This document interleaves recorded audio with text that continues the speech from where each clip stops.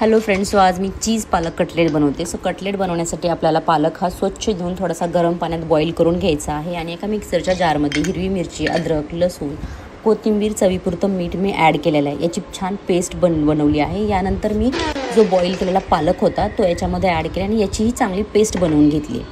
कारण हे दोनदा वेगवेगळं केलेलं आहे मी याची कन्सिस्टन्सी बेटर होण्यासाठी. सो एक बाउल घ्या, त्या बाउलमध्ये मी ही पेस्ट ॲड केलेली आहे आणि त्याच्यामध्ये मी 2 उकडलेले बटाटे ॲड केलेत.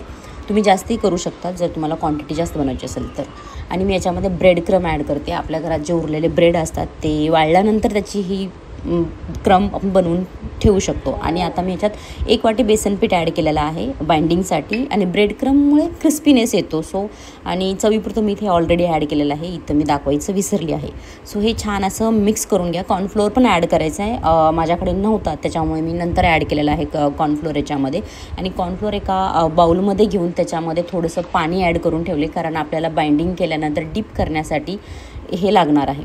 सो थोडंसं ब्रेड क्रम मी उरवून ठेवलेलं होतं साईडला, सो तेही आपल्याला लागणार आहे. सो आता आपल्याला याची छान पॅटी बनवायची आहे. सो मी चीज कटलेट बनवते, त्याच्यामुळे मी चीजच्या छान छोटे छोटे क्यूब्स बनवून घेतले, जेणेकरून आपल्याला याच्यामध्ये ॲड करता येतील. तुम्हाला जितके चीज ॲड करायचं आहे तेवढं तुम्ही ॲड करू शकता आणि याच्या असे पॅटी कंप्लीट बनवू शकता. आणि ते आपल्याला कॉर्नफ्लोअरमध्ये डीप करायचं आहे. त्यानंतर परत तुम्हाला ब्रेड क्रमवरती याला लावून घ्यायचं आहे. परत तुम्ही जितकं तुम्हाला क्रिस्पीनेस पाहिजे तेवढ्या वेळा तुम्ही ते डीप करू शकता. मी 2दा याला डीप केलेलं आहे ब्रेड क्रममध्ये.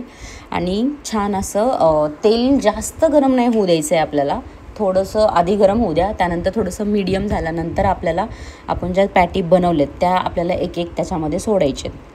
सो मी इथं 2-3 आधीच बनवून घेतलेल्या आहेत, बघू शकता.